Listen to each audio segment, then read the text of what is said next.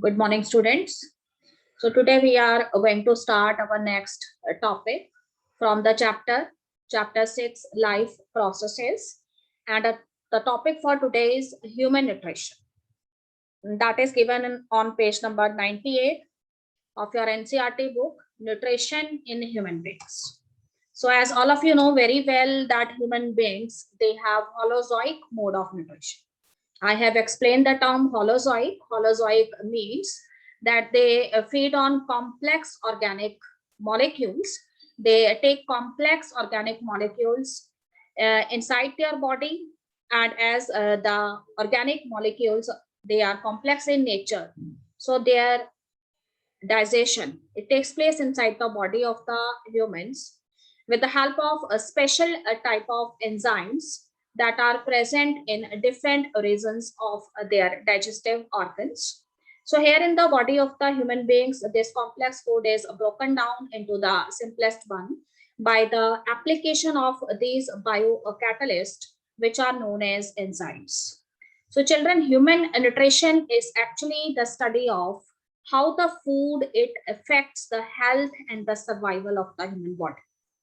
Why we need food? We need a food because this food, it gives us energy. It is responsible for our growth processes, maintenance of different cells and tissues inside our body, and it is somewhat related with reproduction also. You know that we take variety of food and it consists of different type of components. We have already discussed the components of the foods. So food which we take, it generally contains carbohydrates, proteins, fats, vitamins, minerals, along with water. So all of these carbohydrates, proteins, fats, these are actually the macromolecules. That is, they are complex in nature. So whenever they enter into your body, it is necessary that they must come in the simplest forms or the simplest particles so that they can be easily digested and absorbed by various body parts for the purpose of obtaining energy. So here I am going to tell you more about the human digestive system. Dear children, the human digestive system, it generally consists of two broad things. And one is the long alimentary canal that starts from your mouth and ends at your anus. And the second thing that is very important in human digestive system are the digestive glands. So there are different type of digestive glands that are present in various regions of the human digestive system. You have learned in your previous classes about the parts of the human digestive system, which are known as its components. So human digestive system, it consists of so many parts.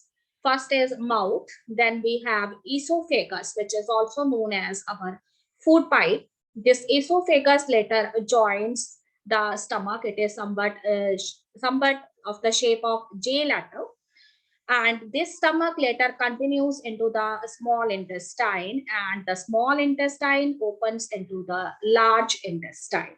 So this is the all about the components of the human digestive system.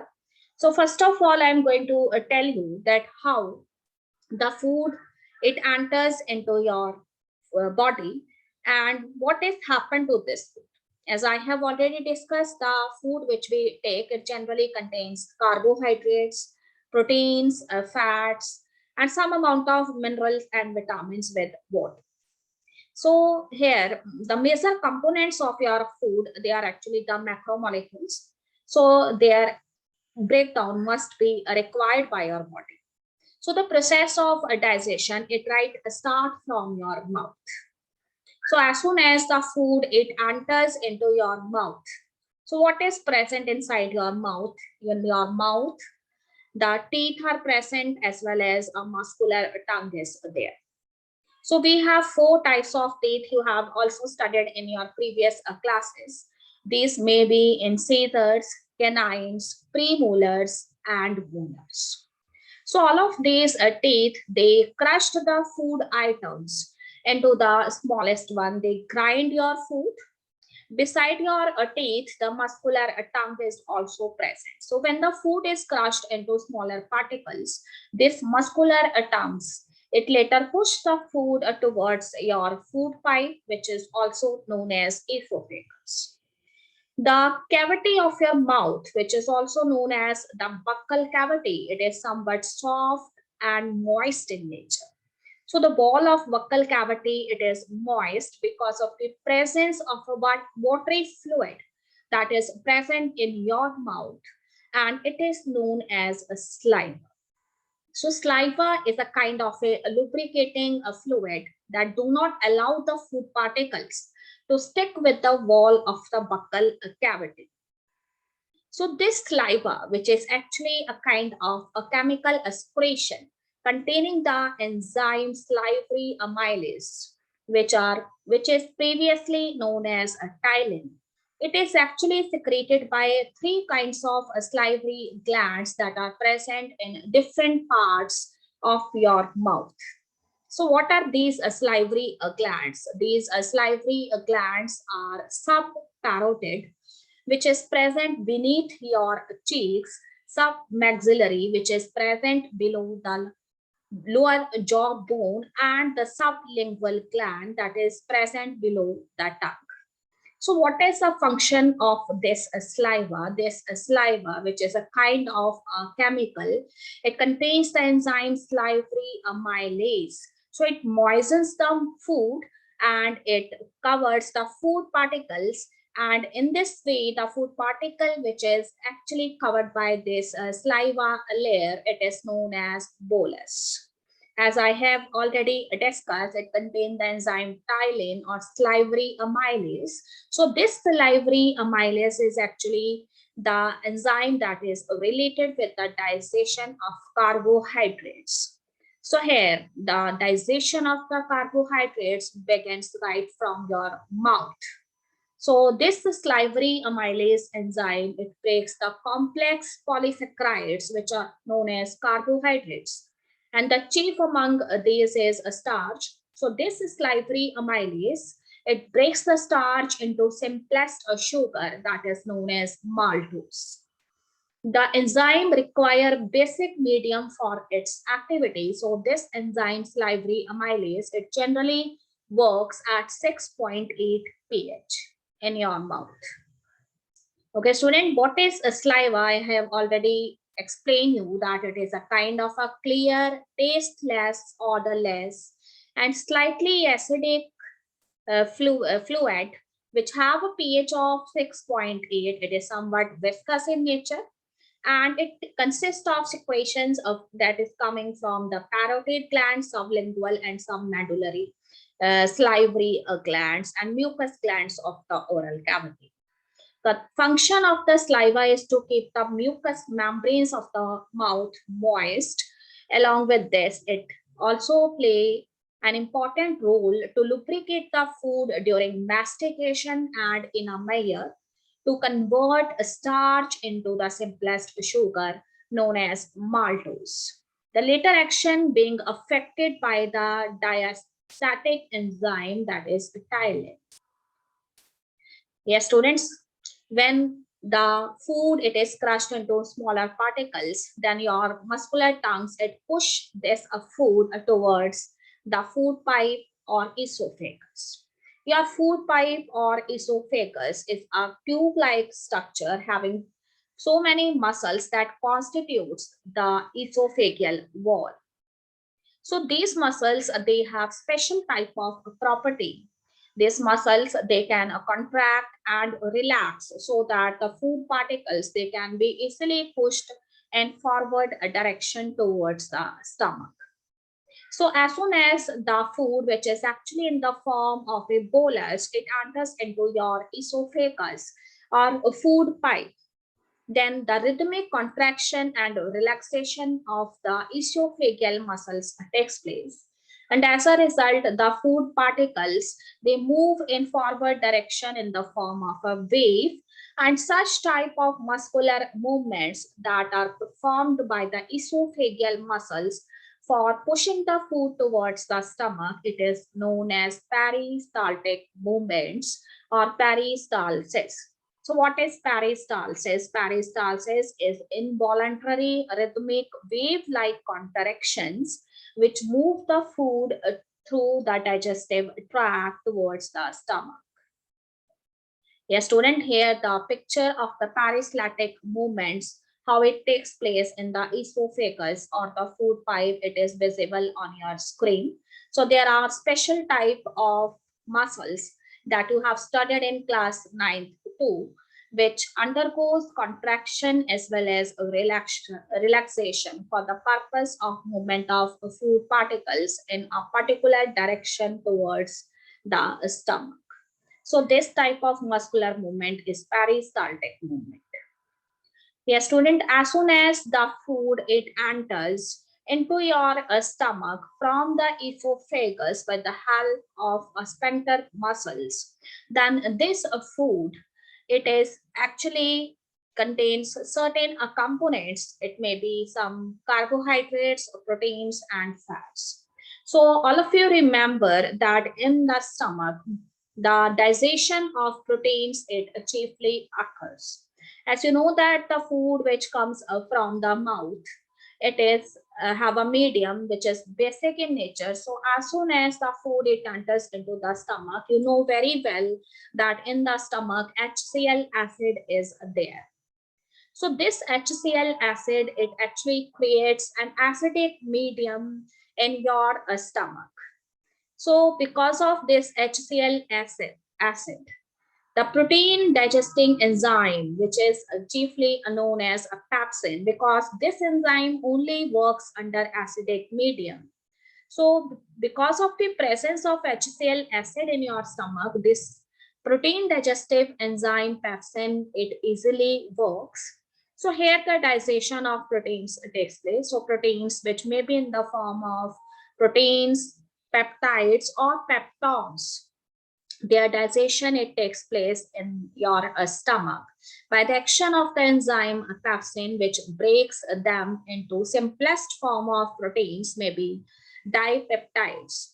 So I can say here the complete digestion of the proteins it does not take place, whereas the proteins they comes into their simplest form in the small intestine later on.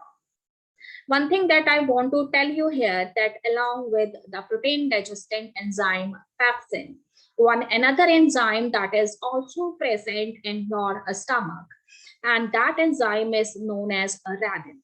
So this enzyme renin, it is actually responsible for the digestion of milk proteins. So generally the small babies which feeds on milk, they have special type of proteins present in the milk which contains paracasein. So as soon as this enzyme renin, it comes in contact with these milk proteins paracasein, they break them and converts them into casein. So two protein digesting enzymes are there. One is pepsin and another one is renin. So remember that renin is responsible for the digestion of milk proteins only. So HCl, pepsin, as well as the third thing that is present in the stomach is mucus.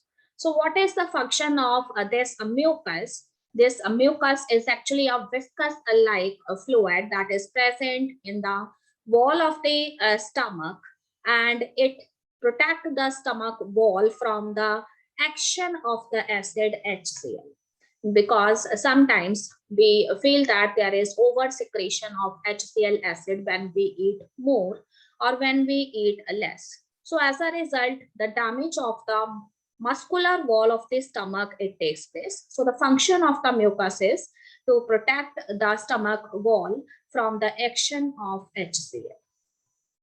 So one very important thing that I want to tell you here is that special type of glands that are present in the stomach, and these are known as gastric glands. So these gastric glands, they produce the three things, that is HCl acid, pepsin enzyme, as well as mucus. So later on, when the sphincters of the stomach it opens, the food it move towards the small intestine. So students, here you remember that in the mouth, the digestion of the carbohydrates takes place, whereas in the stomach, the digestion of proteins, it takes place. But the food also contains fats, but the fat digestion is not seen in mouth as well as in the stomach. So when the food particles, they reaches the next part of your digestive system, which is a small intestine, then the food molecules, they are generally uh, acidic in nature because of the presence of HCl in the stomach. So as soon as these food particles, they enter into the small intestine, then these acidic molecules of food, they convert into the basic molecules by the action of certain secretions that are received from the liver, and they are collectively known as the bile salts. So students, small intestine, it is the longest part of your digestive alimentary canal. So this small intestine, which has its continuity from the stomach, it is packed in a highly compact region within the large intestine in a coiled form. It is the longest part. It is the site of absorption of food, and it is that region where the complete digestion of carbohydrates, proteins, fats, vitamins, and minerals takes place. The small intestine is that region of the digestive system which generally have a length of 5 meters long.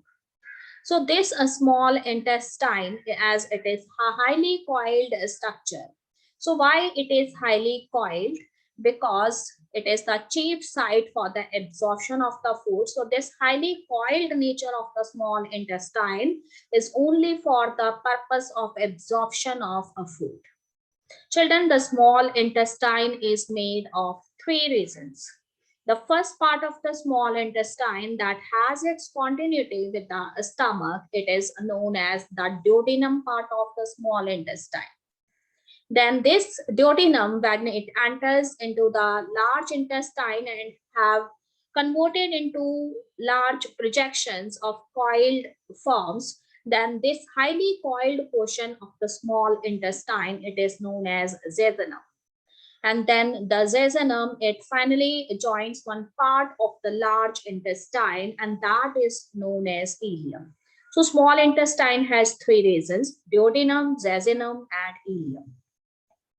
Yes, student, how the process of digestion, it takes place in the small intestine.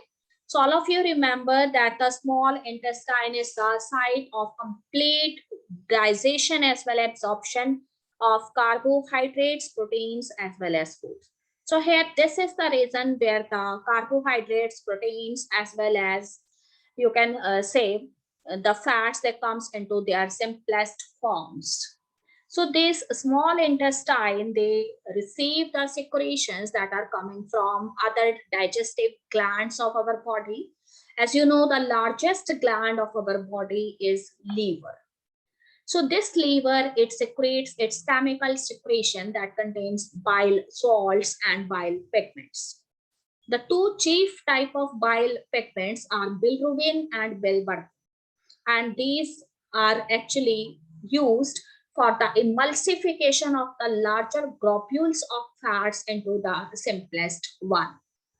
So student, here one very important thing is, beside livers, the small intestine, it also receives the chemical secretion from pancreas. So this is known as pancreatic juices. The pancreatic juices contain three important enzymes, that is pancreatic amylase, pancreatic lipase, and a protein digesting enzyme known as a trypsin.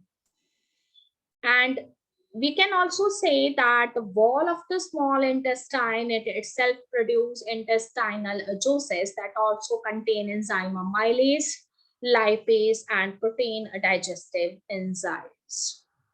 So all of these secretions, the bile juices which comes from the liver, it temporarily stored in the gallbladder. And from this gallbladder, it enters into the small intestine. And the pancreatic juices, it also join these liver juices, which are actually the bile juices. So remember, no enzyme is present in the bile juices, whereas the pancreatic juices contain three enzymes: pancreatic amylase, pancreatic lipase, and trypsin enzyme, which is the protein digesting enzymes. Okay, children, here one flow chart is visible on your screen. So there's a different type of enzymes that are generally working in your small intestine for the digestion, but initially they are present in their inactive form. For example, the enzyme trypsin, which is the chief enzyme responsible for protein digestion, it is present in its inactive form in your small intestine as a trypsinogen. And beside trypsin, chymotrypsinogen is also there, which later activate to form chymotrypsin. Pro-carboxypeptidase, this enzyme, it is again activated by trypsin into carboxypeptidase. So as you have seen in the stomach region, these proteins, peptones, proteases, by the action of these trypsin, chymotrypsin, and carboxypeptidase, it converts into dipeptides. But these dipeptides, they are not the simplest form of proteins. So these proteins, they later comes in their simplest form, which is actually you can say monopeptides, and or you can say amino acids in the small intestine. So fats, initially on fats, what kind of enzyme acts? Lipases enzyme, they act on fats. They convert into diglycerides. Then again, lipases enzyme, they act on them, and this diglyceride converts into monoglycerides. And similarly, the nucleic acids are also there. So on the nucleic acids, nucleases enzymes, they generally work, and these nucleases enzyme, they convert the nucleic acids into their smaller units, which are known as nucleotides. So all of these enzymes, they are working in the small intestine. So here I have shown you the role of the enzymes that are involved in the process of digestion. So carbohydrate digestion, as you know, it takes place in your mouth. So one enzyme is present, salivary amylase. So this salivary amylase enzyme, it breaks the carbohydrates and converts them into simplest form, which is known as maltose.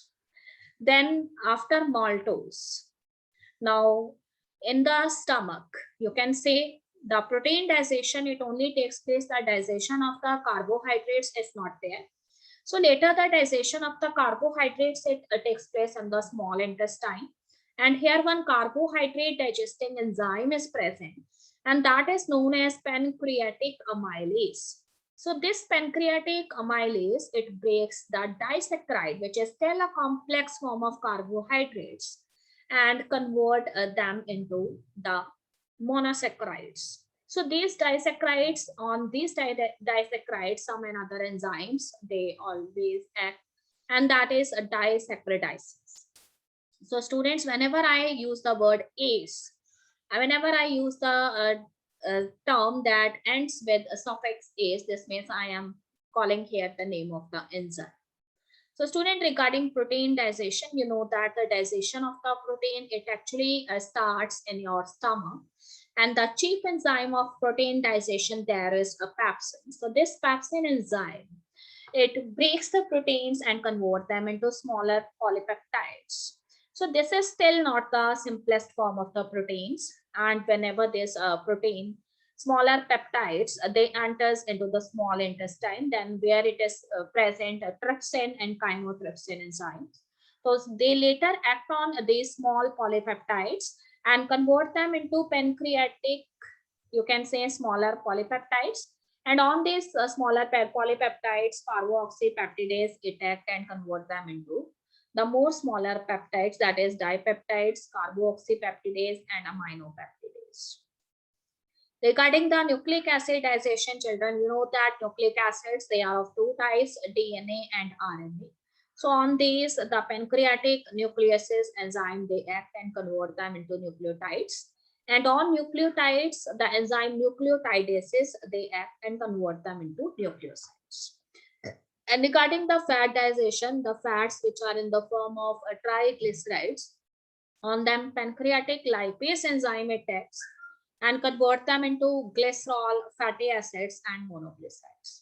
So this is all about the role of the enzyme in digestion overall. You need not to remember the functions of each and every enzyme. I will send you one flow chart in very simplified form, and you go through that flow chart, and the main enzymes, that is the enzyme which generally play a role in a mouth, then in a stomach, then in you can say small intestine, that you have to learn only. This is only to enhance your knowledge. Yes, children, this I have already discussed. If proteins are in the form of dipeptides, this means this is still not the simplest form of proteins. So here on them, dipeptidase enzyme, they act and convert them into amino acid. So all of these reactions, they take place generally in the small intestine. If the carbohydrates, they are in the form of maltose, then on them maltase enzyme it act and convert them into glucose plus glucose. So glucose is the simplest form of carbohydrate. If the carbohydrate, it is in the form of lactose, then on this lactose, the enzyme which acts is lactase and convert them into glucose plus galactose. And if the enzyme is, if the carbohydrate is in the form of sucrose, then on it, sucrase enzyme, it acts and convert them into glucose and fructose. And if nucleic acids, they are present, then these nucleic acids are the complex type of polynucleotides. On these polynucleotides, the enzyme acts, and these enzymes, they convert them into nucleotides. And on nucleotides, the enzyme which acts, they are known as nucleotidases, and they convert them into nucleosides. And the nucleosides are still not the simplest form of the nucleic acids. So on these nucleosides, the enzyme acts, which are known as nucleosidases, and convert them into sugars and bases, which are the simplest form of the, you can say, nucleic acids. Then if we have di and monoglycerides, which are actually the form of fats, so on these, the lipases enzyme, they act and they convert them into fatty acids and glycerol. So this is all about the equations that are related with digestion that takes place in the small intestine with the help of enzymes. So all of you remember very well that there is a complete digestion of carbohydrates, proteins, and fats. And these carbohydrates, they later converts into their simplest form, which are known as glucose. And the proteins, they also comes into their simplest form, which are known as amino acids. And the fats, they also convert into their simplest form, which are known as fatty acids and glycerol. So all of these equations that are related with breakdown of the complex type of carbohydrate, proteins, and fats into their simplest form, it actually takes place in the small intestine. Yes, student, the very important thing that is related with the small intestine is the presence of the finger-like outgrowth or finger-like projections that are present on the wall of the small intestine, and these are known as villi.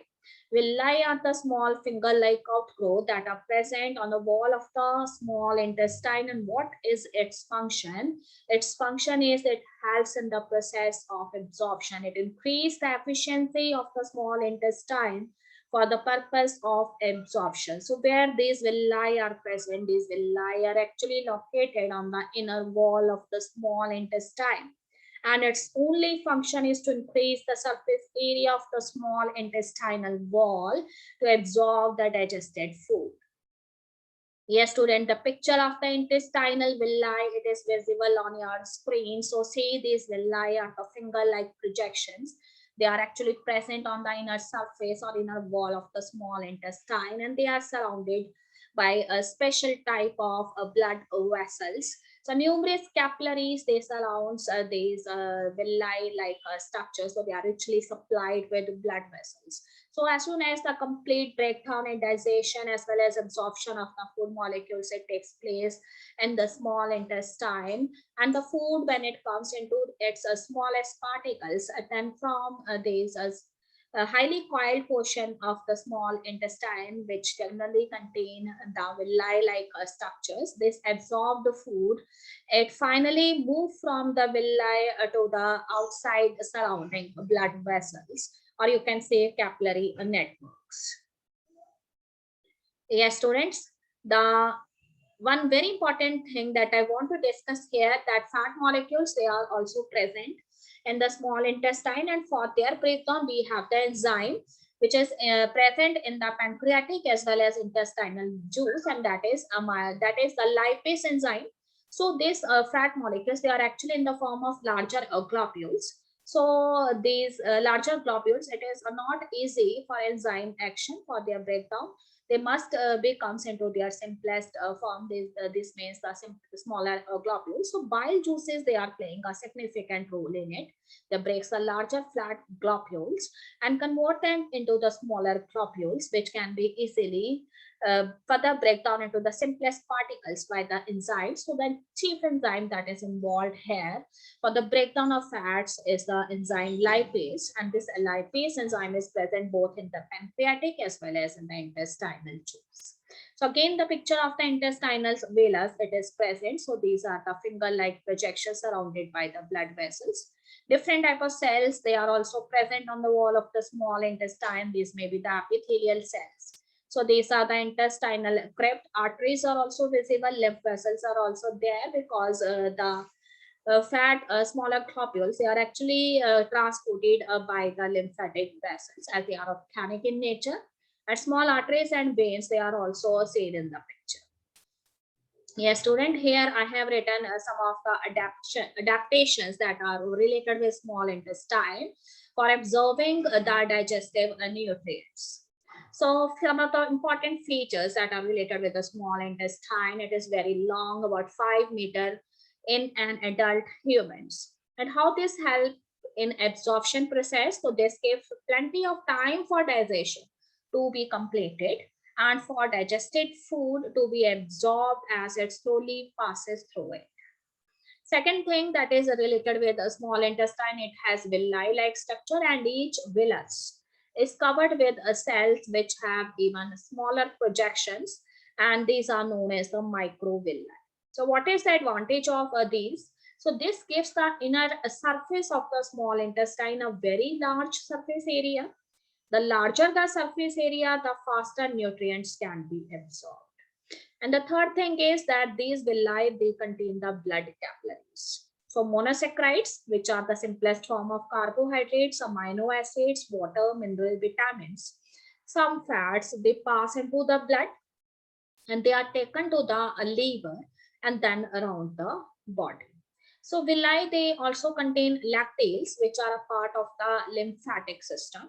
So what is its role in absorption? So they here the fats, they are absorbed into the lacteals. Villi has walls only one cell thick, so the digestive nutrients can easily cross the wall to reach the blood capillaries and lacteals. Yes, student, here I have shown you one of flow chart that contains the name of the enzyme, their site of action, their site of production, and the nutrients on which these enzymes they generally act. So go through this flow chart. So the different enzymes that are present in the process of digestion may be amylase, pepsin, lipase, amylase, trypsin, lactase, maltase, sucrase, and peptidase. So amylase enzyme is found in mouth, and site of production is salivary amylase and nucleic act on carbohydrates. Pepsin is found in stomach, in the lining of the stomach, and its role is a digestion of proteins. Lipase, it is found in small intestine, in pancreas, and it's mainly act on the fats. Amylase enzyme, it is also found in intestinal juices of the small intestine. Pancreas is the site. Then carbohydrate digestion. Then trypsin, small intestine, and then the site of production is pancreas, and its role is on protein digestion. Lactase, it is also found in small intestine, in the lining of the small intestine, and it is also involved in the breakdown of carbohydrates. Maltase, it is also found in the small intestine, in the lining of the small intestine, and its role is also in the breakdown of carbohydrates. Sucrase, it is found in the small intestine, in the lining of the small intestine, and it also play an important role in carbohydrate digestion.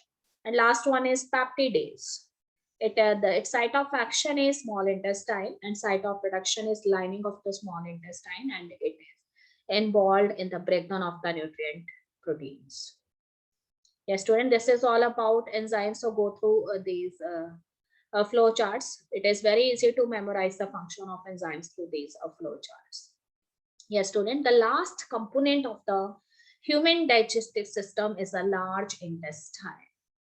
So large intestine is the last part of your digestive system, and it play very few functions. So its function is to absorb body water from the matter, food matter, and then to pass useless waste material from the body. So it is larger in diameter but shorter than the small intestine. Diameter is big, but it is shorter than the small intestine. The student here, your large intestine, it extends from the ileum to the anus. And it is divided into so many parts. So see the diagram of your large intestine. The first part of the large intestine, it is known as the caecum. It is known as the caecum. Then from the caecum, the another part of the large intestine, it is known as ascending colon. So this is the ascending colon, and this is the transverse colon, and this is the descending colon, and the descending colon, it later ends into the rectum. So here your fecal matter, it store temporarily as soon as it receives signals for its excretion, and this is the anal canal or your anus.